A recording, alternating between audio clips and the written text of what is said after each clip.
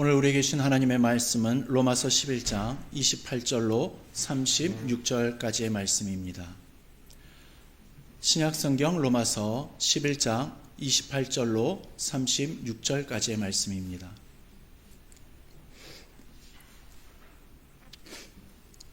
로마서 11장 28절로부터 36절까지의 말씀 제가 봉독해 드리겠습니다. 복음으로 하면 그들이 너희로 말미암아 원수된 자요, 택하심으로 하면 조상들로 말미암아 사랑을 입은 자라. 하나님의 은사와 부르심에는 후회하심이 없느니라. 너희가 전에는 하나님께 순종하지 아니하더니 이스라엘이 순종하지 아니함으로 이제 긍휼을 입었는지라. 이와 같이 이 사람들이 순종하지 아니하니 이는 너희에게 베푸시는 긍휼로 이제 그들도 긍휼을 얻게 하려 하심이라. 하나님이 모든 사람을 순종하지 아니하는 가운데 가두어 두심은 모든 사람에게 긍휼을 베풀려 하심이로다. 깊도다. 하나님의 지혜와 지식의 풍성함이여 그의 판단은 헤아리지 못할 것이나 그의 길은 찾지 못할 것이로다. 누가 주의 마음을 알았느냐? 누가 그의 모사가 되었느냐? 누가 주께 먼저 드려서 갚으심을 받겠느냐? 이는 만물이 주에게서 나오고 주로 말미암고 주에게로 돌아감이라.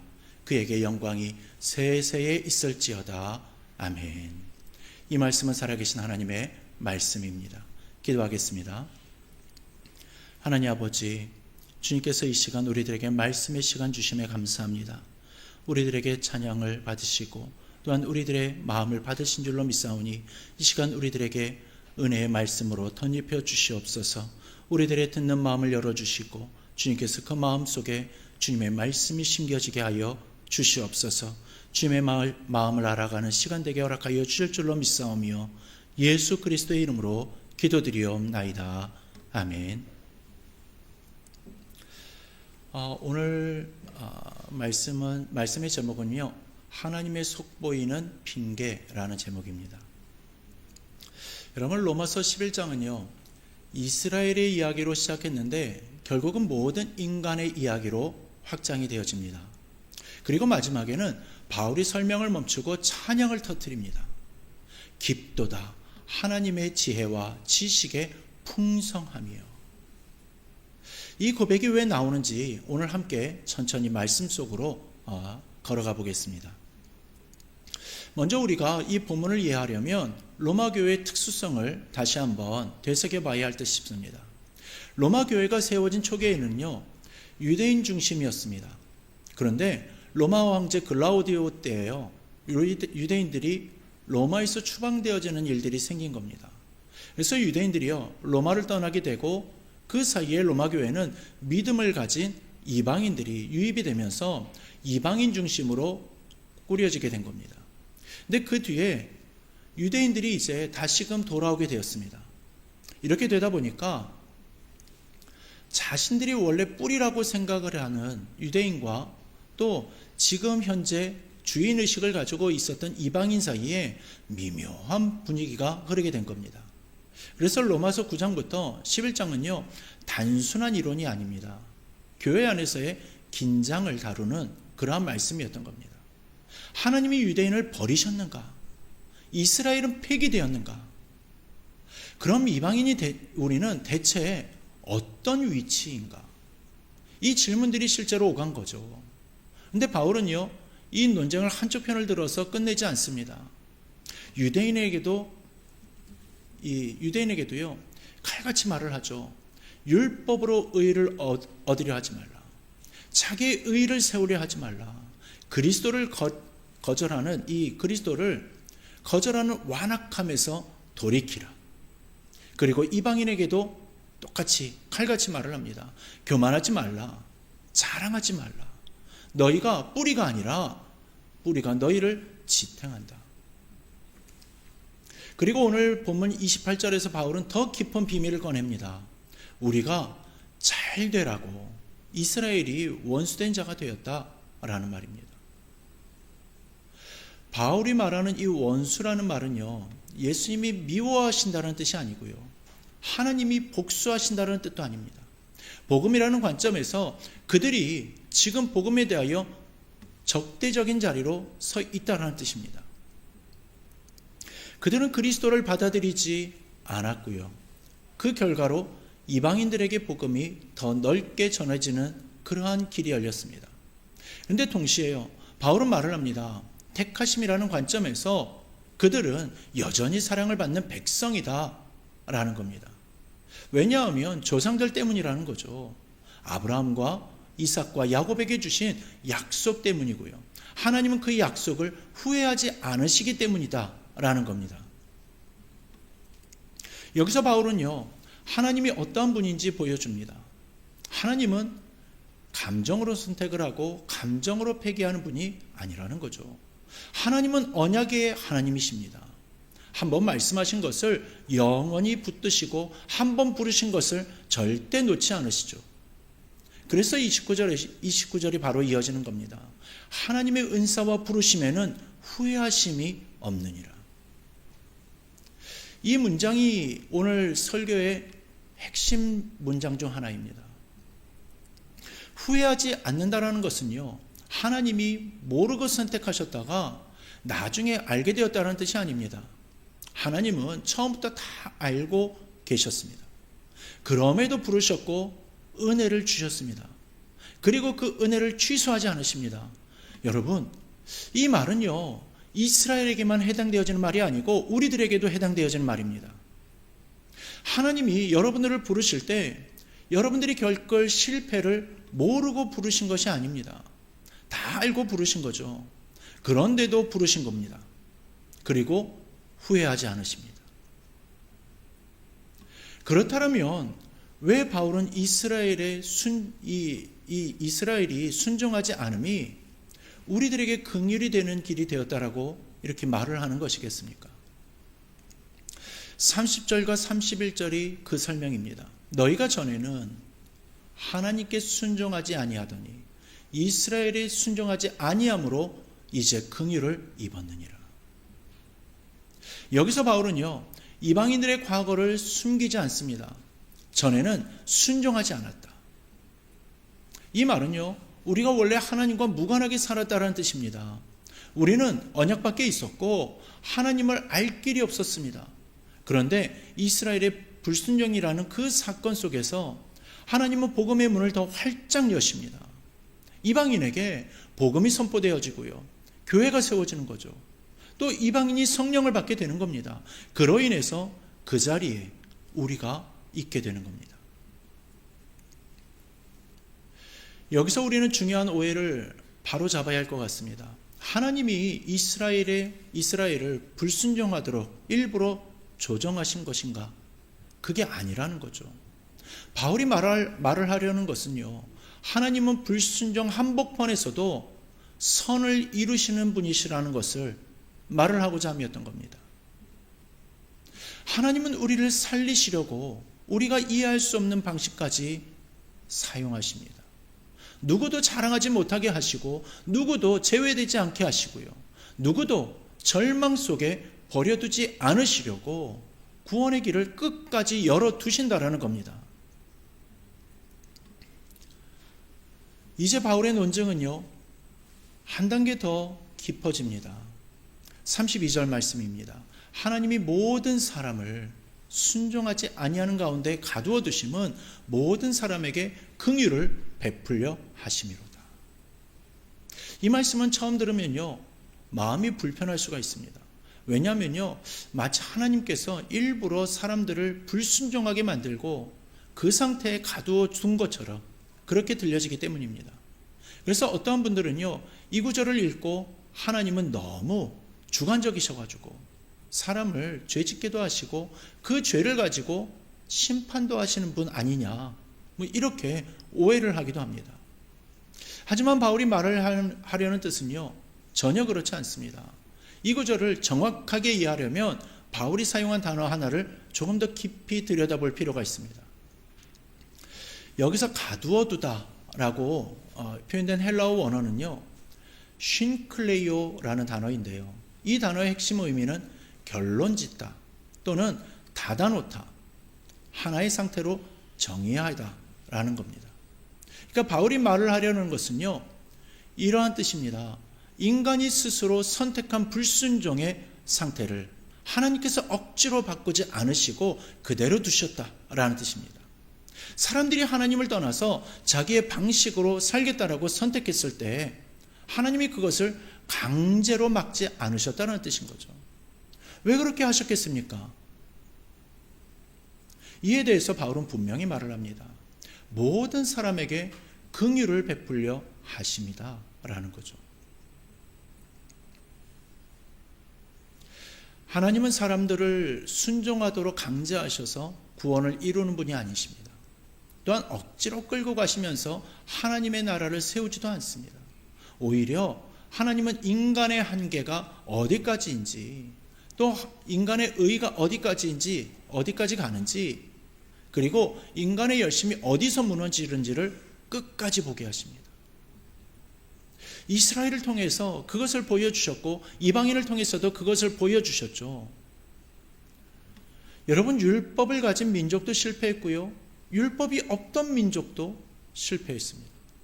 또 종교적으로 가장 열심히 했던 사람들도 실패를 했고요, 하나님을 전혀 몰랐던 사람들도 실패했습니다. 그 결과가 무엇이겠습니까? 모든 사람이 동일한 자리로 모이게 된다는 겁니다. 자랑할 수 없는 자리, 스스로 구원할 수 없는 자리, 긍휼이 아니면 설 수 없는 그 자리인 겁니다. 바울은 바로 이 지점을 말을 하고 싶었던 거죠. 하나님은 사람을 낮추기 위해서 이 과정을 허락하신 것이 아닙니다. 사람을 정죄하기 위해 기다리신 것도 아닙니다. 모든 사람에게 구원이 은혜라는 사실을 똑같이 알게 하시려는 뜻이었습니다. 하나님은 우리를 살리시기 위해서 별의별 이유를 다 만드십니다. 이스라엘이니까, 또 이방인이니까, 또 연약하니까, 심지어는 불순종하니까 라는 이 말도 안 되는 이유를 가져다 붙이시면서 속보이는 핑계거리를 만드십니다. 마치 부모가 자녀를 변호하듯이, 또 마치 판사가요, 이 피고인을 사면 근거를 찾고자 애쓰듯이 말이죠. 하나님은 우리를 구원하실 핑계를 계속해서 만들어 가시는 겁니다. 이스라엘이 무너진 자리에서 하나님은 기준을 은혜로 바꾸셨습니다. 성도 여러분, 우리가 이 사실을 놓치면요, 우리는 두 가지 극단으로 치닫게 됩니다. 하나는 교만입니다. 나는 남들보다 나아가지고 여기까지 왔다라고 생각을 하게 되는 거죠. 내 믿음이 좋았고 내가 성실했기 때문에 여기까지 왔다, 그러한 생각을 하게 되는 겁니다. 그리고 다른 하나는 절망입니다. 나는 부족함이 커서 자꾸 실패만 하니까 나는 자격이 없나 보다, 이러한 절망적인 생각을 하게 된다는 겁니다. 그러나 바울은요, 이 두 가지를 동시에 무너뜨립니다. 교만할 이유도 없고 절망할 이유도 없다라는 겁니다. 왜냐하면 모두가 같은 출발선에 서 있기 때문이라는 거죠. 그것이 바로 긍휼의 자리라는 겁니다. 그래서 바울은요, 더 이상 설명을 이어가지 못하고요, 33절로 36절까지의 말씀을 통해서 찬양으로 넘어갑니다. 깊도다 하나님의 지혜와 지식의 풍성하며 그의 판단은 헤아리지 못할 것이며 그의 길은 찾지 못할 것이로다. 이 고백은요, 논리가 맡겨서 나온 말이 아닙니다. 은혜가 너무 분명해져서 나온 고백입니다. 이해할 수 없어서가 아니라 이해하기에는 너무나 크기 때문에 경외심을 가지고 찬양하게 되는 것이죠. 누가 주의 마음을 알았느냐? 누가 그의 모사가 되었느냐? 이 말은 이런 뜻입니다.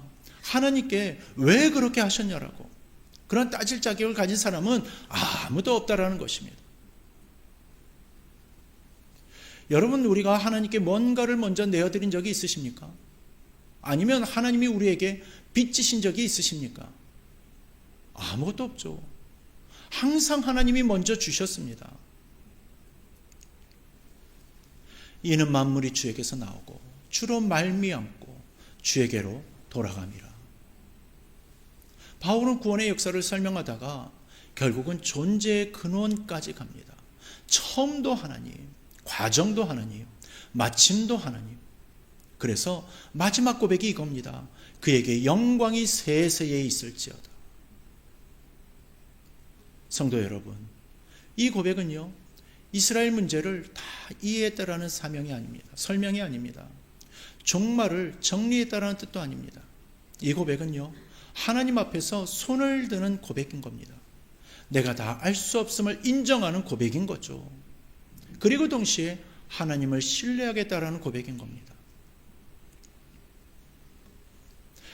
바울이 이토록 길게 이스라엘과 이방인의 이야기를 한 이유는요, 역사 강의를 한 것이 아니었고요, 종말의 퍼즐을 맞추기 위함도 아니었습니다. 바울은 로마 교회의 성도들이 지금 누리고 있는 은혜가 얼마나 큰지를 깨닫게 하려는 것이었습니다. 사람은요, 은혜에 익숙해지면 그 은혜가 은혜처럼 느껴지지 않습니다. 숨쉬는 공기가 당연해지는 것처럼요, 하나님의 긍휼도 어느 순간 당연한 것이 되어버립니다. 바울은 그것을 너무 잘 알고 있었습니다. 그래서 일부러 이스라엘 이야기를 끌어온 겁니다. 우리가 쉽게 판단하고 쉽게 거리두며 또한 쉽게 정의해버릴 수 있는 그 이야기를 우리 앞에 그대로 펼쳐보인 겁니다. 그리고 이렇게 묻는 거죠. 너희는 과연 다르냐? 너희는 정말 자격이 있어서 여기까지 왔느냐? 성도 여러분, 우리는 가끔 이러한 착각 속에 삽니다. 나는 그래도 예배는 잘 드리지 않나? 나는 그래도 말씀을 그래도 읽으면서 살아. 나는 그래도 교회는 떠나지 않았어. 교회는 잘 출석했어. 그 말들이 틀린 말은 아닙니다. 그러나 그 말들이 우리의 구원의 이유가 될 수는 없는 겁니다. 이스라엘도 그랬지 않습니까? 그들은 예배를 열심으로 지켰습니다. 율법을 사랑했고요, 하나님을 향한 열심도 있었습니다. 그런데 그 열심이 은혜를 가리는 장벽이 될 수 있다는 것을 그들은 깨닫지 못했습니다. 그러나 바울은 몸으로 경험한 사람이었습니다. 그래서 바울은요, 자기 자신을 떠올리며 이 이야기를 하고 있는 겁니다.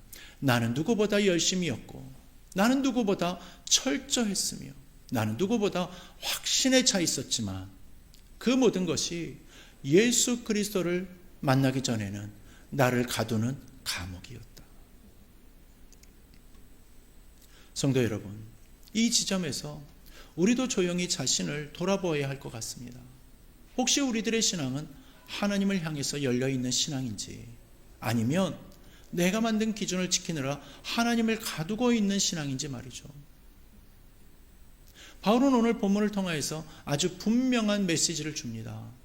하나님은 사람을 살리기 위해서 기준을 낮추신 분이 아니라 기준을 은혜로 바꾸신 분이시다. 하나님은 조금 아픈 사람만 받으시는 분이 아닙니다. 완전히 무너진 사람, 또 자격이 없어 보이는 사람도, 그리고 도저히 회복 불가능한 사람, 그러한 사람도 받으시는 분입니다. 그리고 그 사실을 이스라엘과 이방인을 통하여서 또 역사를 통하여서 분명히 보여주셨습니다. 그래서 바울은 말을 합니다. 모든 사람을 불순종 가운데 두셨다. 이 말은요, 모든 사람을 동일한 출발선에 세우셨다는 뜻입니다. 우리는 서로 다른 모습으로 살아왔지만 하나님 앞에서는 모두 같은 자리였습니다. 그 자리는 은혜가 아니면 설 수 없는 자리이고, 긍휼이 아니면 살아갈 수가 없는 자리입니다. 이 사실을 진짜로 깨닫게 되면요, 우리의 신앙 태도가 달라지게 되는데, 어떻게 달라지냐면, 첫째로 다른 사람을 함부로 판단하지 못합니다. 왜 저 사람은 저럴까? 왜 아직도 저 수준일까? 왜 저렇게 믿을까? 이 말들이 입에서 나오기 전에 우리 안에서 이러한 고백이 먼저 나오게 되는 겁니다. 나도 그 은혜가 아니었으면 여기까지 올 수 없었지. 그리고 둘째로요, 내 삶을 쉽게 포기하지 않게 됩니다. 나는 안 돼. 나는 늘 이 모양이야. 나는 변하지 않아. 이 말 대신에요, 하나님이 여기까지 나를 데려오셨다라면 앞으로도 붙드시겠지 라는 믿음이 생기게 되는 겁니다. 성도 여러분, 우리가 넘어질 때마다 하나님은 계산기를 두드리지 않으십니다. 몇 번까지 참아야 하나? 여기까지면 충분하지 않는가? 그렇게 계산하지 않으신다라는 겁니다. 하나님은 우리를 살리기 위한 핑계를 계속 만들어 가십니다. 이스라엘 향해서도 그러셨고요, 이방인인 우리를 향해서도 그러셨습니다. 그래서 오늘 설교의 제목이 하나님의 속보이는 핑계인 겁니다. 하나님은 어떻게든 살리시려고 하시고요, 어떻게든 돌아오게 하시려고 하십니다. 여러분 혹시 지금 자기 자신에게 너무 엄격해져 있지는 않습니까? 또 다른 사람에게 은혜보다는 기준을 먼저 들이대고 있지는 않습니까? 오늘 이 말씀은요, 우리에게 이렇게 말을 합니다. 조금 느슨해져도 괜찮다. 조금 더 기다려도 괜찮다. 왜냐하면 하나님은 이미 오랫동안 참으셨고 지금도 참으시고 계시기 때문이다. 바울은 로마서 11장을요 아주 독특한 방식으로 끝냅니다. 결론을 정의 내리지 않습니다. 실천 항목을 나열하지도 않죠. 대신 찬양으로 끝냅니다. 깊도다 하나님의 지혜와 지식의 풍성함이요, 그의 판단은 헤아리지 못할 것이며 그의 길은 찾지 못할 것이로다. 이 말은요, 더 이상 말할 수 없다라는 뜻이 아니고 설명이 부족하다라는 그러한 고백도 아닙니다. 오히려 너무 분명해져서 말보다 경배가 먼저 나오는 순간인 겁니다. 여러분, 우리는 보통 이해가 안 되면 멈춥니다. 그런데 바울은요, 그 사랑과 은혜가 너무나 아름답고 너무나 커가지고 무릎을 꿇는 겁니다. 그에게는 찾지 못할 것이로다. 여러분, 이 문장은 포기의 선언이 아닙니다. 신뢰의 선언입니다. 하나님, 내 머리로는 다 알 수 없지만 내 삶은 맡길 수가 있겠습니다. 내 계산으로는 설명이 안 되지만 내 인생은 의탁할 수 있습니다. 이 고백이 복음을 아는 사람의 태도인 겁니다. 누가 주의 마음을 알았느냐? 누가 그의 모사가 되었느냐? 이 질문 앞에서 우리는 모두 조용해질 수밖에 없는 겁니다. 살다 보면요, 하나님 왜 이렇게 하셨습니까? 왜 저 사람은 저렇습니까? 왜 세상은 이렇습니까? 왜 나는 이런 길을 걷습니까? 라면서요 묻고 싶을 때가 많았을 겁니다. 하지만 바울은 말을 합니다.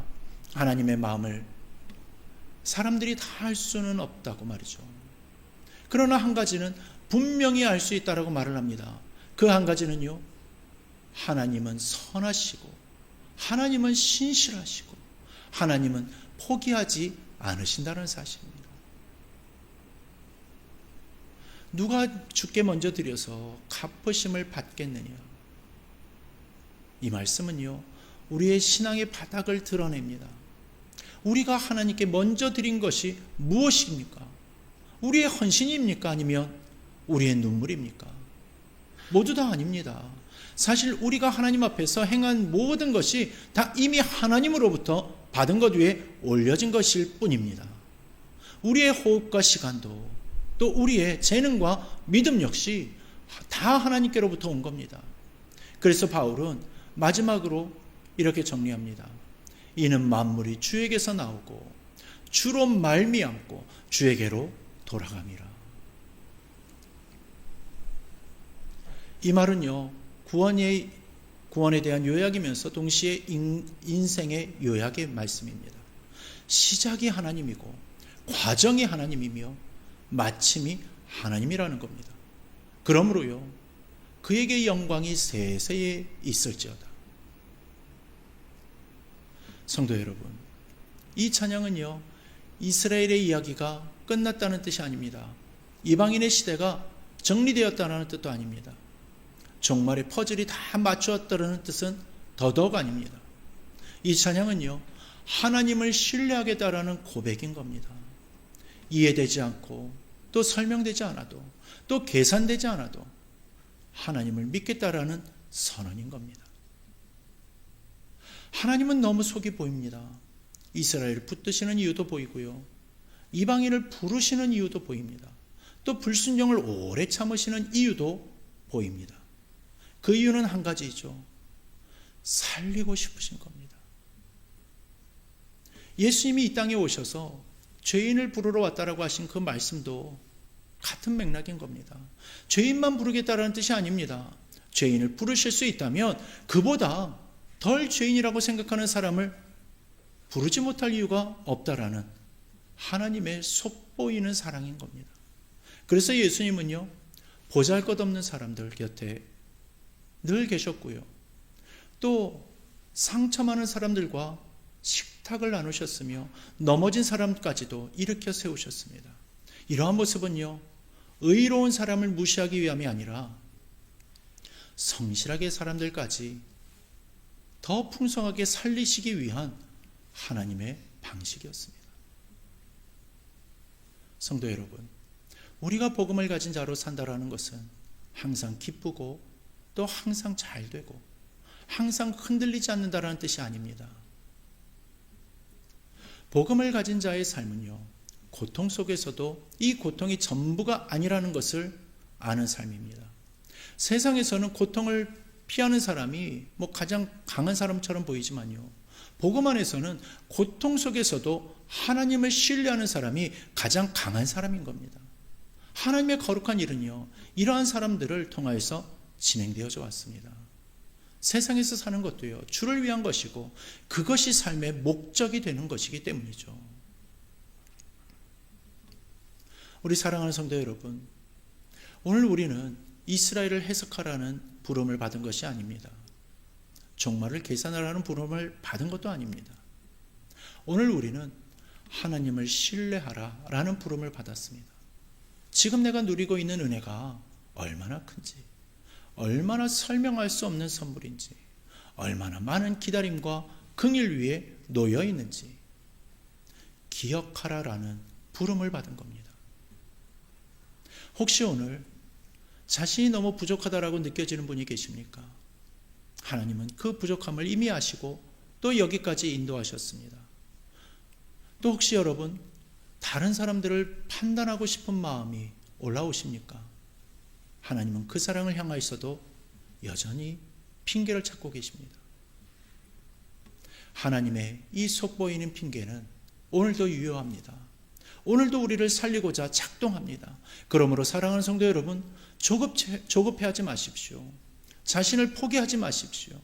다른 사람을 쉽게 판단하지 마십시오. 그분의 길을 우리가 다 찾을 수는 없지만 그분의 품에는 기꺼이 안길 수가 있습니다. 그 하나님을 신뢰하며 남은 이 한 주를 살아가는 저와 여러분이 되기를 주님의 이름으로 축원합니다. 이제 잠시 말씀 앞에 머물면서 이 마음을 하나님께 내어놓는 시간 갖기를 원합니다. 우리가 은혜로 서 있으면서도 어느 순간 자랑했던 마음, 또 하나님의 긍휼보다 나의 기준과 계산을 앞세웠던 마음이 있다라면 이 시간 주님 앞에 내려놓으면서 회개하기를 원합니다. 이스라엘의 이야기를 통하여서 우리의 모습을 비추어 주신 하나님 앞에서 말없이 그리고 정직하게 각자의 마음을 주님 앞에 아뢰기를 원합니다. 또한 우리의 시선을 다시금 주님께로 돌리며 결단의 기도를 드리기를 원합니다.